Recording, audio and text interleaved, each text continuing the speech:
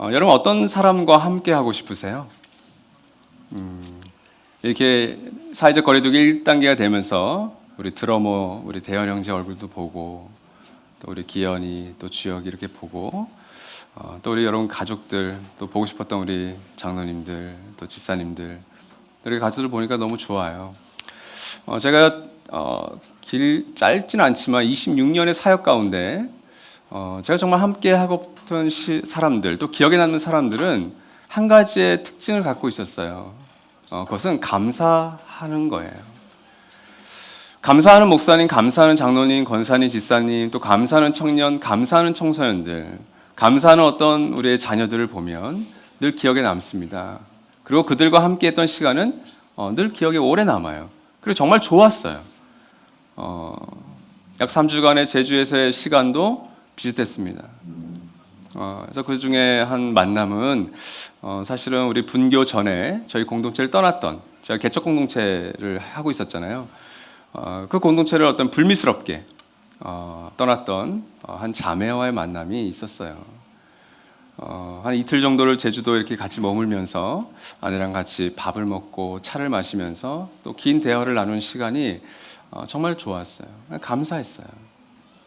그때는 또 서로에 대한 오해 이런 것들이 있어서 떠날 수밖에 없었지만 그런 것이 많이 회복되고 그래서 같이 만나서 웃고 떠들며 먹고 마실 수 있는 것이 참 감사하다.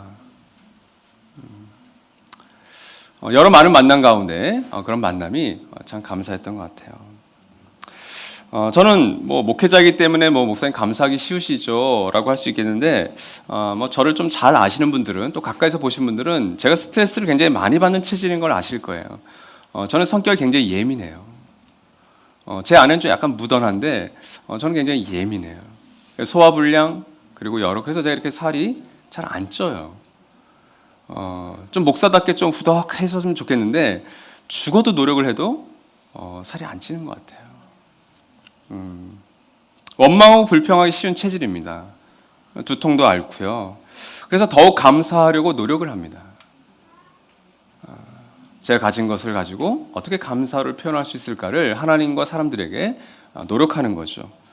제 삶과 사역에서 이 감사를 잊지 않고 어떻게 하면 이 감사를 계속해서 행할까, 감사의 마음을 유지할까를 그러니까 일종의 제 실험실 안에 들어와 있는 거예요. 그래서 실험하기를 원해요. 그래서 제주도에서 3주 동안 있으면서 그 감사를 또 실험하고 왔어요. 그 실험의 결과가 어떻게 나올지 그것은 아마 인생을 살아가면서 하나님께서 보여주시지 않을까.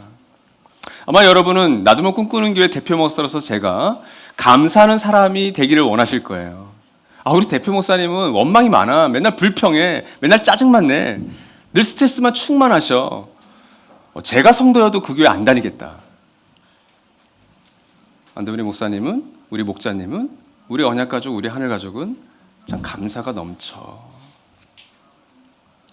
저는 그런 소망이 있습니다. 우리 5개 네트워크 교회 가운데 나도모 꿈꾸는 교회 하늘가족들이 가장 감사가 넘치더라. 그걸로 막 비교하고 경쟁하고 싶은 마음은 없지만 여하튼 저는 저희 공동체가 정말 감사가 넘쳤으면 좋겠어요. 오늘 읽을 이 짧은 말씀은 사실은 이 감사에 대한 실험과 밀접하게 관련된 하나님의 명령을 우리에게 소개하고 있습니다. 우리 누가복음 12장 32, 33, 34절 같이 한번 읽겠습니다. 시작. 두려워하지 말아라 적은 무리여 너희 아버지께서 그의 나라를 너희에게 주시기를 기뻐하신다. 너희 소유를 팔아서 자선을 베풀어라. 너희는 자기를 위하여 낡아지지 않는 주머니를 만들고 하늘에다가 없어지지 않는 재물을 쌓아두어라. 거기에는 도둑이나 좀의 피해가 없다. 너희의 재물이 있는 곳에 너희의 마음도 있을 것이다. 제가 아마 전반기에 이 12장을 가지고 말씀을 한번 나누었었습니다. 그런데 이제 다른 부분에 방점을 두었기 때문에 이 3절을 가지고 오늘 좀 감사에 대해서 말씀 나누고자 해요. 사실 이 12장 전반부를 보면 이 감사를 방해하는 장애물들이 등장을 합니다. 오늘 말씀에서 읽진 않았지만 사실 그 앞절 32절에 두려워하지 말아라 이 말 앞에 바로 이 장애물들이 다 등장하고 있어요. 첫 번째는 결핍에 대한 걱정이 있으면 감사하기 어렵습니다. 누가복음 12장 22절 말씀 같이 한번 읽죠. 시작. 예수께서 자기의 제자들에게 말씀하셨다. 그러므로 내가 너희에게 말한다. 목숨을 부지하려고 무엇을 먹을까 하고 걱정하지 말고 몸을 보호하려고 무엇을 입을까 하고 걱정하지 말아라. 여러분, 먼저 이 말씀 가운데 중요한 말씀이 하나 있죠. 이 말씀은 교회 밖에 있는 세상 사람들에게 한 것이 아니라 교회 안에 있었던 그러니까 예수의 제자들에게 하신 말씀이라는 거예요. 그러므로 내가 너희에게 말한다. 목숨을 부지하려고 무엇을 먹을까 걱정하지 말고 몸을 보호하려고 무엇을 입을까 하고 걱정하지 말아라. 이것이 교회 밖 사람들에게 하신 것이 아니라 이것이 교회 안에 있었던 교회라고 할 수 있는 그 제자들에게 했던 말씀입니다. 그러니까 이렇게 적용할 수 있겠죠. 예수를 우리가 잘 믿어도 사실은 의식주와 같은 영역에서 사람은 결핍을 느낄 수밖에 없습니다. 꼭 기억하십시오. 이건 자연스러운 현상이에요. 누군가는 집이 있는데 누군가는 집이 없이 전셋집으로 월셋집으로 뭐 더 어려운 환경에 살 수 있죠. 근데 그런 의식주의 문제가 같은 공동체 안에 누구에게나 있을 수 있다는 거예요. 하나님을 잘 믿어도 그 문제에서 자유로울 수가 없을 수 있습니다. 왜요? 사회 경제 시스템 때문에 이 시장 자본 자유주의 때문에 우리가 그런 삶을 살아갈 수밖에 없어요. 그러나 이 결핍으로 인해서 염려하고 걱정만 하게 되면 우리가 영적으로 성장하는 것에서 심각한 방해와 장애를 경험할 수밖에 없습니다. 거기만 몰두해 있으면. 그러니까 여러분에게 지금 결핍되고 있는 것은 무엇입니까? 사실은 오늘날 우리는 과거와 비교할 수 없는 풍성한 것들을 번영과 성장의 열매들을 따먹고 있어요. 그럼에도 불구하고 우리는 비교하게 되고 또 서열을 나누게 되고 또 가진 것을 가지고 또 샘을 때문에 우리는 그런 결핍을 느끼게 됩니다. 어쩌면 과거보다 수많은 결핍을 우리는 아마 느끼고 걱정하고 염려하고 살아가는지도 모르겠어요. 두 번째는 미래에 대한 두려움입니다. 누가복음 12장 25절 말씀이 이렇습니다. 너희 가운데서 누가 걱정한다고 해서 제 수명을 한순간인들 누릴 수 있느냐? 걱정과 여러분 두려움은 항상 함께 커플로 따라옵니다. 오늘 이 말씀을 다른 번역본에서는 이 25절 말씀을 수명이 아니라 키라고 번역을 했어요. 제 키를 한 자인들 크게 할 수 있느냐. 한글 성경도 영어 성경도 이 두 가지를 다 병행합니다. 그러니까 같은 의미예요. 여러분 수명이든 어떤 사람의 키든 어떤 번역을 택하든 이것은 사람이 걱정하고 염려할 문제가 아닙니다. 근데 우리는 이것을 염려하고 걱정하면서 미래에 대한 막연한 두려움을 우리는 가져요. 저도 아이들을 키우다 보니까 우리 셋째 예서가 키가 좀 작아요. 제주도에서 너무 잘 먹고 옆으로만 얘가 넓어져요. 몸이 너무 좋아요. 분명히 제 피를 많이 물려받지는 않았어요. 그러니까 형보다 누나보다 막내보다 더 단단해지고 있어요. 그래서 제 안에 두려움이 있어요. 우리 예서는 키가 안 클까? 여러분 이게 목사가 해야 될 걱정입니까?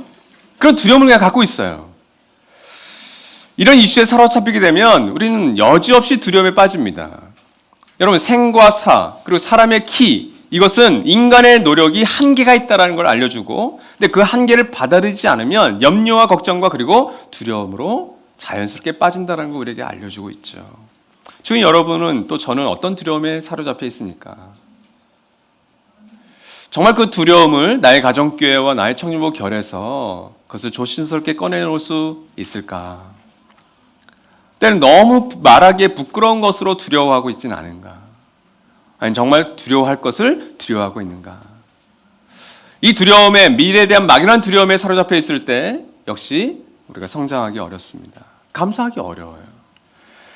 마지막으로는 인간의 나의 유한함을 잊은 욕망 때문에 감사하기 어렵습니다. 장애물이 돼요. 누가복음 12장에 나오는 이 한 사람은 어리석은 부자입니다. 이 어리석은 부자의 비유예요. 근데 비유이지만 2000년 전이나 지금에나 어디에서나 이 어리석은 부자 같은 태도, 자세, 삶의 가치관, 세계관을 우리는 맞닥뜨리지 않습니까? 내 안에도 우리 안에도 그 모습이 교묘하게 숨어 있고 교회가 운영되는 원리 속에도 이 어리석은 부자의 마음이 들어가 있어요. 여러분 일례로 대학을 예로 들어볼까요? 대학마다 다 그 등록금으로 어떤 정부의 지원으로 일종의 쌓아놓는 돈들이 있습니다. 보유고예요. 나라도 외화를 이렇게 보유하죠. 어떤 조직이나 어떤 단체나 그런 보유하고 있는 재산들이 있어요. 한국의 많은 대학들이 그 재산들을 잘만 선용한다면 아마 이렇게 대학 등록금이 사회적인 이슈와 문제가 됐을까 싶어요. 대학의 관계를 그걸 가지고 투자합니다. 땅을 사고요, 건물을 사고, 그래서 그 보유고를 쓸 수 없다라는 논리를 가지고 나와요. 그러다 보면 지금 현재 대학생들은 계속해서 재정적인 어려움을 당할 수밖에 없는 거죠. 누가복음 12장 18절 19절 말씀 우리 같이 한번 읽읍시다. 이 어리석은 부자의 고백이에요. 그의 삶의 가치관입니다. 같이 읽죠. 시작. 그는 혼자 말하였다. 이렇게 해야겠다. 내 곡간을 헐고서 더 크게 짓고 내 곡식과 물건들을 다 거기에다가 쌓아두겠다. 그리고 내 영혼에게 말하겠다. 영혼아, 여러 해 동안 쓸 많은 물건을 쌓아두었으니 너는 마음 놓고 먹고 마시고 즐겨라. 여러분, 오늘 본문 말씀에서 제가 이 말씀을 다시 보니까 반복되는 구절이 하나 있어요. 단어가. 어떤 건가요? 쌓아두다. 쌓아두다라고 하는 단어가 반복돼요. 외적으로 부자는 풍성한 소출을 거두었고 많은 자산을 확보했습니다. 그러니까 뭘 의미해요? 이 사람은 열심히 일했던 사람이에요. 계획도 세웠습니다. 장래에 대한. 그렇죠? 열심히 살았던 사람인데, 그러나 누가복음에 등장했던 이 비유로 인해서 이 부자는 2000년 동안 교회 안과 밖에서 어리석은이라고 하는 수식어가 붙어요. 이 12장의 제목은 어리석은 부자의 이야기입니다. 남들과 비교했을 때 많은 것들을 가지고 있었지만 이 사람은 어리석은 사람이었어요. 그는 결핍에 대한 걱정을 하지 않기 위해서, 미래에 대한 두려움에서 상관없기 위해서 사실은 그는 열심히 살았던 것 같습니다. 그러나 정작 그는 감사를 발견하긴 어려웠어요. 그의 욕망은 무한했습니다. 무한하다고 착각했어요. 그런데 그 욕망을 담을 수 있는 자기 자신은 너무나도 유한한 존재임을, 특별히 죽음 앞에 유한한 존재임을 그는 기억하지 못했던 거죠. 망각했던 거예요. 그래서 하나님께서 그의 영혼을 오늘 내가 너를 부른다면 너가 그토록 모았던 재산은 무엇이 되느냐라고 얘기하고 있는 거죠. 감사절을 맞이하면서 이 누가복음 12장 말씀은 우리에게 정말 감사할 수 있는 원동력을 우리에게 알려주고 있어요. 우리의 상황은 다들 다양합니다. 우리 한 170여 명의 하늘 가족들의 개인적인 여건과 상황, 그 가정과 어떤 직장과 모든 여건 다 달라요. 그럼에도 불구하고 우리에게 어떤 여건과 상황 속에서 바울의 그 고백처럼 나는 비천과 빈부에 처할 줄 안다. 일체 비결을 배웠노라고 고백할 수 있는 그 감사의 그 비결을 우리에게 알려주고 있는 거죠. 감사할 수밖에 없는 원동력. 32절에 있는 말씀이 이렇습니다. 두려워하지 말아라 적은 무리여 너희 아버지께서 그의 나라를 너희에게 주시기를 기뻐하신다. 첫 번째 원동력은 과거에 이미 받은 것 때문이에요. 하나님의 나라를 하나님께서는 우리에게 주기를 기뻐하신답니다. 32절은 우리가 이미 과거에 받은 것이 무엇인지를 하나님께서 우리에게 알려주시는 거예요. 그리고 그것을 알고 있는 사람을 향한 하나님의 격려와 응원의 메시지입니다. 여러분, 교회는 이미 임한 하나님 나라를 받아들인 사람들의 공동체죠. 그리고 다시 임할 하나님 나라를 소망하는 사람들의 공동체입니다. 우리는 이미 영광스러운 하나님의 기업, 그 상속을 물려받은 사람이라고 하는 것, 과거형으로 주어졌다는 것이 우리의 신분이고 정체성이에요. 그리고 우리의 특권입니다. 우리가 받은 그 유산이 얼마나 영광스럽고 값진 것인지를 알면 저와 여러분은 내가 정말 부자였구나라고 하는 사실을 깨닫게 될 거예요. 다만 믿어지지 않을 뿐인 거죠. 돈이라고 하는 그것이 훨씬 우리 눈에 더 보이기 쉽기 때문에, 그렇죠? 아파트의 큰 평수에 사는 것이 작은 평수에 혹은 자가집이 전세 월세보다는 더 부자이고 잘 산다라고 우리는 생각할 수밖에 없어요. 우리 눈이 그래요. 그러나 히브리서 9장 15절 말씀은 우리가 어떤 유업을 차지했는지를 이렇게 알려주고 있습니다. 같이 한번 읽어볼까요? 시작. 그러므로 그리스도는 새 언약의 중재자이십니다. 그는 첫 번째 언약 아래에서 저지른 범죄에서 사람들을 구속하시기 위하여 죽으심으로써 부르심을 받은 사람들로 하여금 약속된 영원한 유업을 차지하게 하셨습니다. 굿뉴스, 복음이죠. 하나님께서 자기의 사랑하는 아들을 우리에게 죽기까지 내어주심으로 말미암아 우리가 상속과 유업을 이미 차지했다, 받았다라고 얘기하는 겁니다. 과거형입니다. 너희가 상속과 유업을 받았다. 그리고 값없이 받았다. 여러분, 내가 받은 것이, 내게 주어진 것이 얼마나 값있고 값지고 가치 있는 것인지를 알 때에만 우리는 하나님께 주신 분께 감up하고 감사할 수 있는 거죠. 일종의 철이 드는 겁니다. 그렇죠? 우리가 자녀들을 키우고 또 자녀로서 살다 보면 가끔 철이 드는 터닝 포인트를 발견하게 돼요. 어떤 계기를 통해서 사랑의 무게를 깨닫는 거죠. 제가 3주간의 연구할 시간을 갖고 왔을 때 제가 큰딸을 데려가지 않았어요. 큰딸은 친구들, 학교를 너무 좋아해요. 정말 지혜로운 선택을 했어요. 그래서 저는 제가 연구원을 가진 줄 알았는데 돌아오니까 제 딸이 연구원을 가졌더라고요. 정말 혼자의 시간을 가졌어요. 근데 하나 변하는 게 있더라고요. 돌아오고 나서 한 3일 동안 제가 딸에게 이렇게 볼에 뽀뽀를 해주는데 거부하질 않아요. 딸이 뭔가 깨달은 것 같아요. 아빠의 부재. 물론 오늘이 그 딸의 생일이기 때문에 아마 그것도 이유가 있을 것 같아요. 그럼 교묘한 거고. 저도 제 인생을 돌아볼 때 저 부모님에 대해서, 제 여동생과 제 남동생에 대해서 그 사랑의 무게를 깨달았던, 철이 들었던 때가 분명히 있었습니다. 그리고 앞으로도 계속 그 철이 드는 것 같아요. 부모님이 여전히 생존해 계시지만 언젠가 그 부모님이 저희보다 먼저 떠나게 됐을 때 그 빈자리 때문에 아마 또 철이 드는 부분이 있을지도 모르겠습니다. 나를 그렇게 사랑하셨구나. 전 주님은 우리에게 그걸 얘기하고 있는 거예요. 두 번째는 미래에 내가 받을 것 때문에 우리는 감사할 수 있는 힘이 있습니다. 골로새서 3장 24절 말씀이죠. 여러분은 주님께 유산을 상으로 받는다는 사실을 기억하십시오. 여러분이 섬기는 분은 주 그리스도이십니다.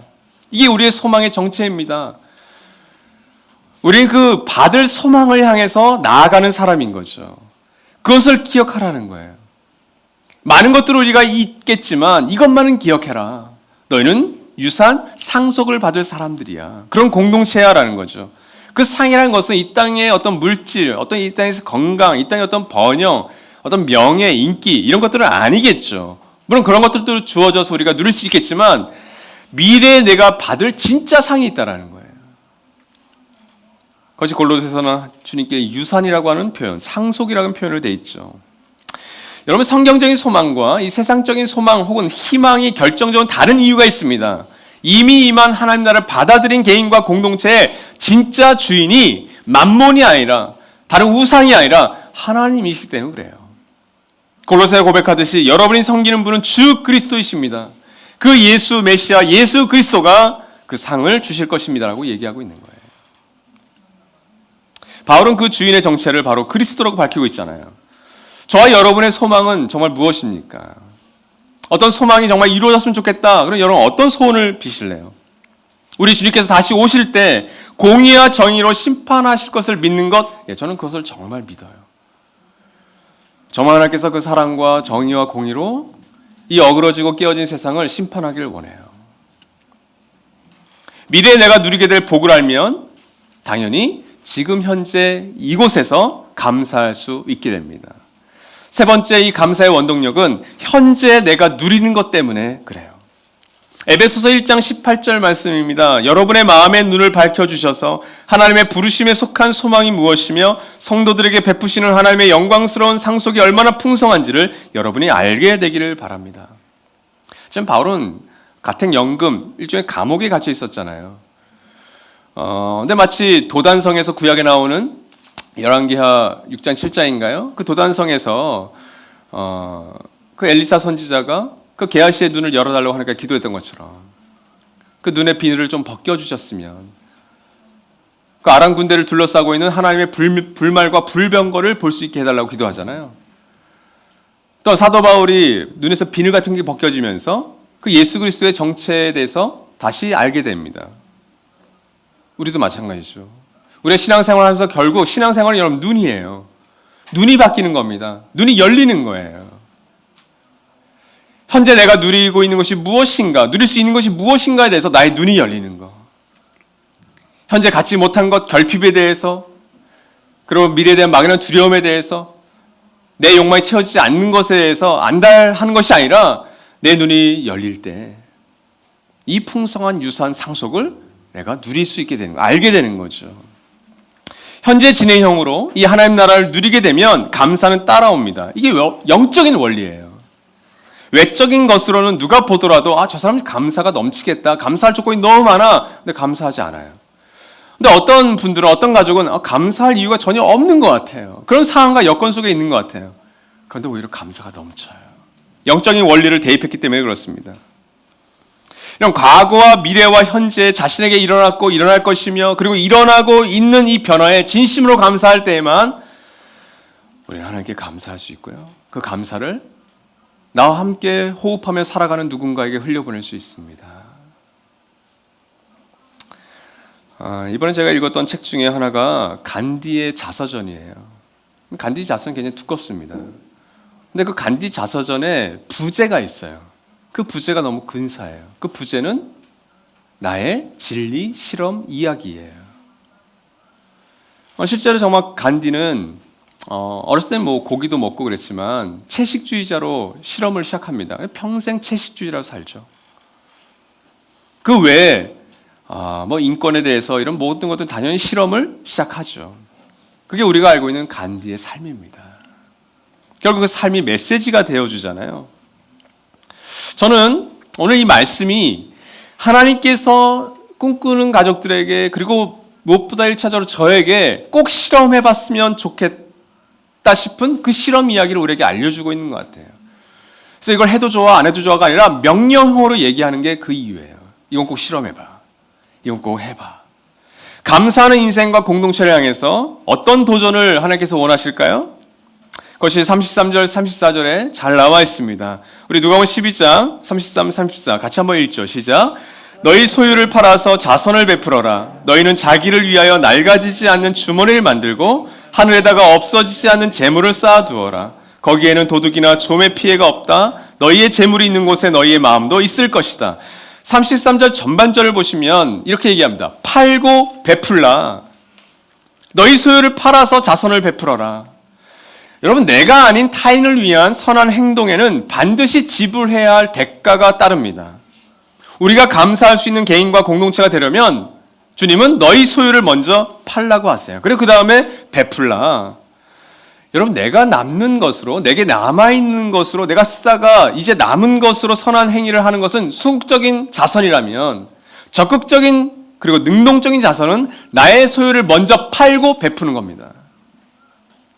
우리가 하나님을 거지로 알게 되면 어떤 일이 일어나죠? 하나님께 먼저 드리지 않습니다. 그 하나님을 거지로 아는 거예요. 저는 제가 믿는 하나님이 거지 근성 있는 하나님을 생각하지 않아요. 오히려 나의 것 가운데 우리 것 가운데 가장 좋은 것을 주었을 때 오히려 그 공동체와 개인에게 감사가 넘치는 걸 보게 됩니다. 안디옥 교회가 왜 사도 바울과 바나바를 그 5명의 핵심 리더 가운데 다른 교회로 떠나보냅니까? 선교 보내죠?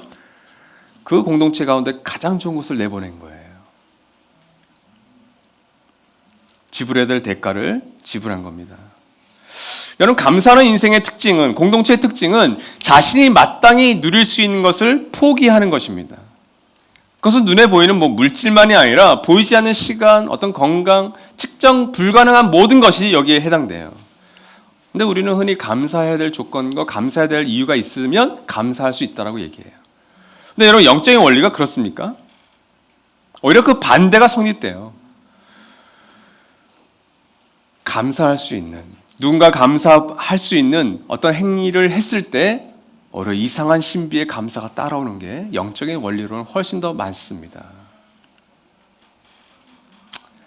근데 여러분, 오늘 첫 번째 원리가 이거죠. 먼저 팔고 베풀면 감사가 뒤따라온다라는 거예요. 여러분이 지금 포기해야 할 것과 팔아야 할 것은 여러분 무엇입니까?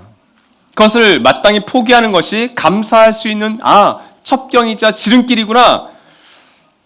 그것을 아는 것이 지혜죠. 왜냐하면 두 번째 원리 때문에 그렇습니다. 두 번째 33절 후반절에서는 만들고 쌓아라 이렇게 되어 있어요. 낡아지지 않는 주머니 혹은 배낭을 만들고 하늘에다가 없어지지 않는 재물을 쌓아두어라. 그렇죠. 앞서 우리 어리석은 부자의 특징이 쌓아두는 인생이라고 그랬잖아요. 근데 하나님께서는 너희들도 쌓아. 근데 다른 걸로 좀 쌓아라고 얘기하고 계시는 거예요. 배낭은 새 번역은 주머니라고 번역을 했어요. 근데 저는 주머니보다는 배낭이 더 낫고, 아마 유진 피터슨의 메시지 성경으로 우리가 만약 번역을 할 수 있다면 저는 지갑 혹은 은행 계좌라고 번역할 수 있다고 봅니다.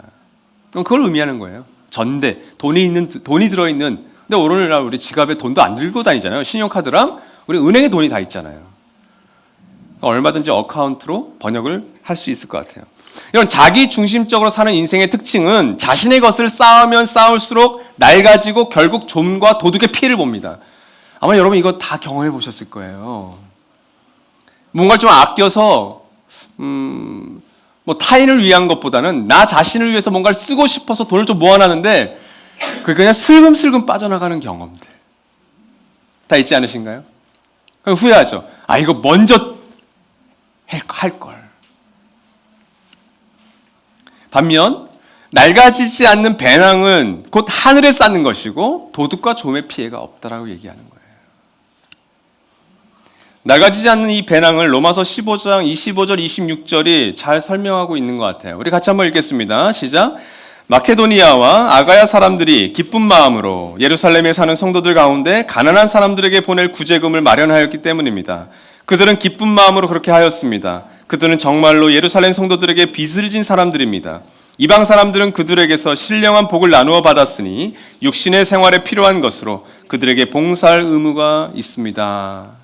지금 바울은 기근으로 인해서 공동체가 심각한 어려움을 당했던 예루살렘 교회 가난한 자들을 위해서 마게도냐 지역과 아가야 사람들이 기쁘게 헌금했고 그 헌금을 전달하는 역할을 감당하고 있다는 걸 로마 교인들에게 지금 알려주고 있는 거예요.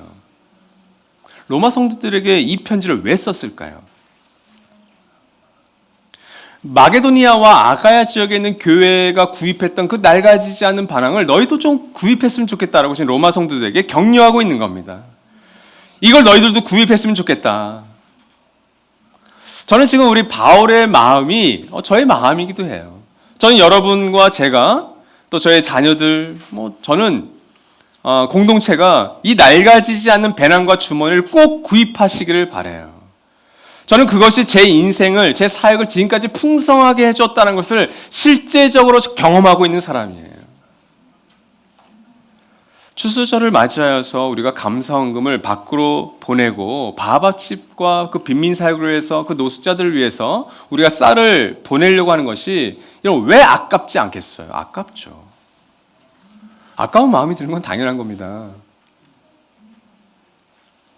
그러나 여러분, 그것이 기쁨과 감사로 변하는 것을 체험하는 것, 그것이 우리의 영적인 원리예요.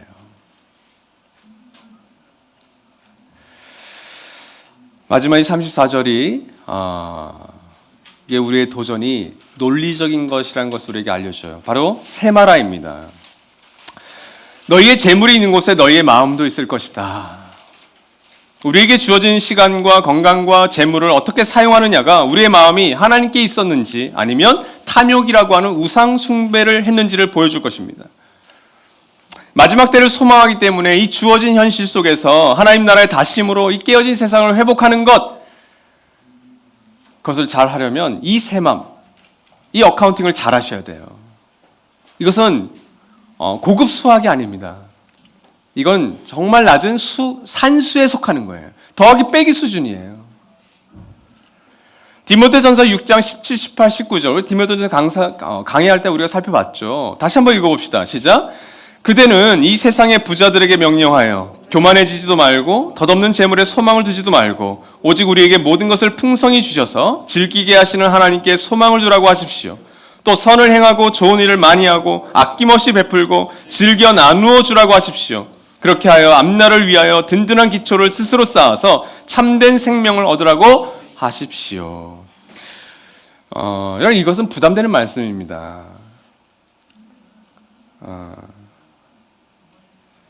바울이 지금 디모데 당신이 사역하는 그 에베소 교회 성도들에게 특별히 부자들에게 명령하십시오라고 이 말씀을 하는 건데 이게 얼마나 부담됐을까요?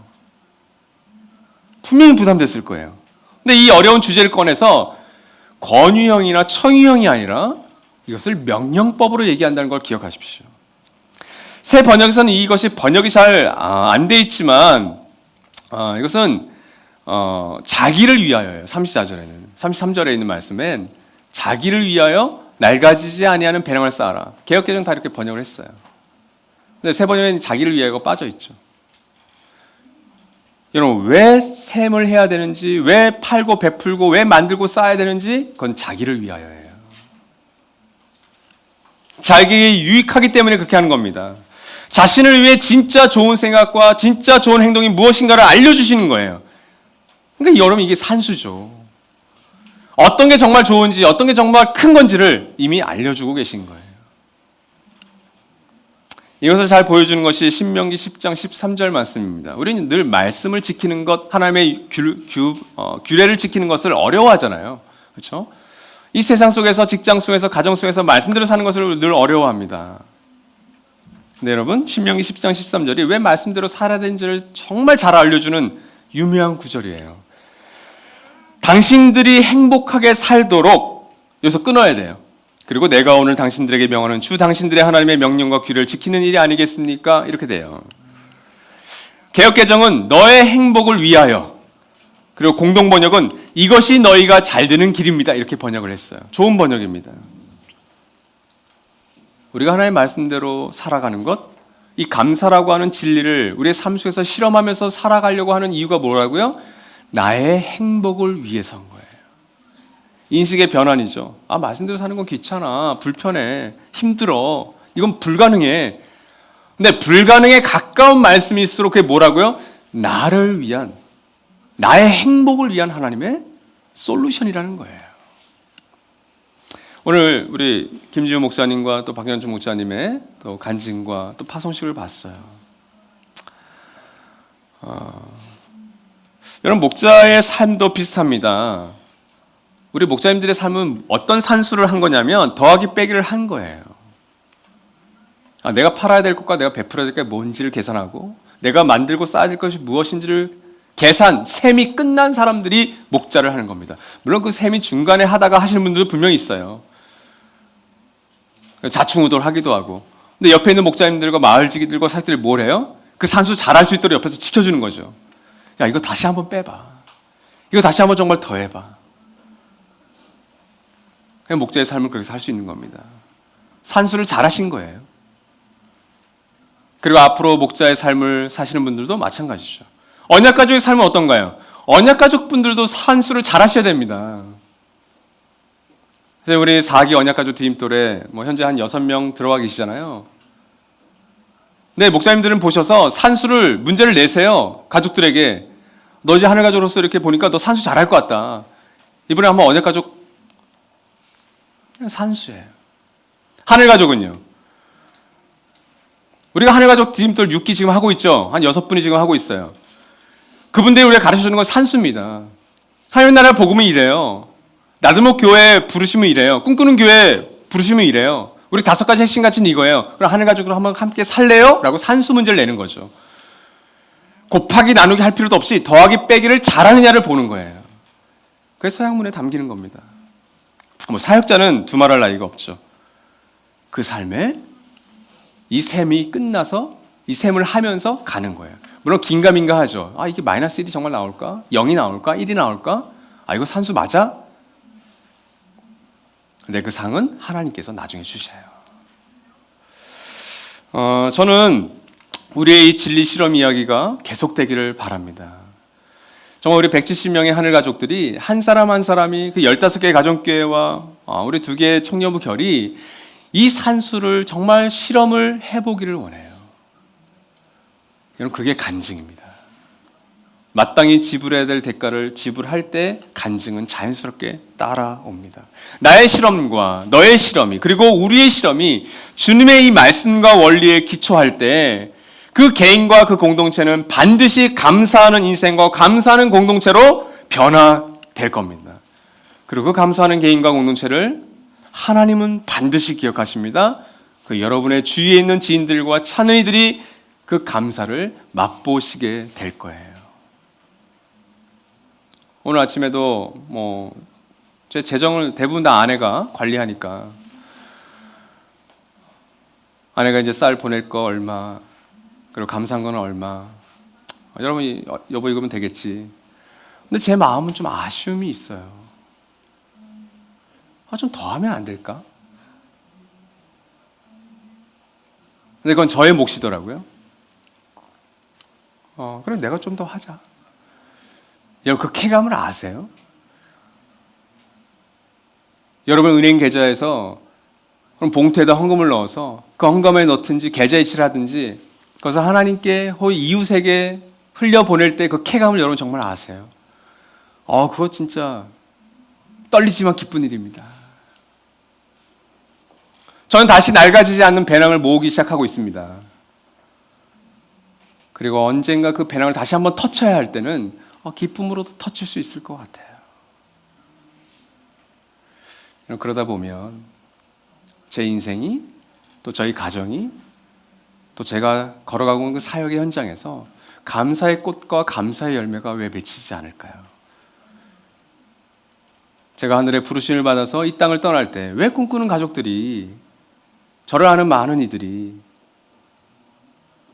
우리 목사님, 우리 형님의 삶은 감사하는 삶이었다라고 기억하지 않을까요? 전 반드시 기억할 거라고 생각해요. 저는 여러분 모두가, 저만 그러면 이건 손해잖아요.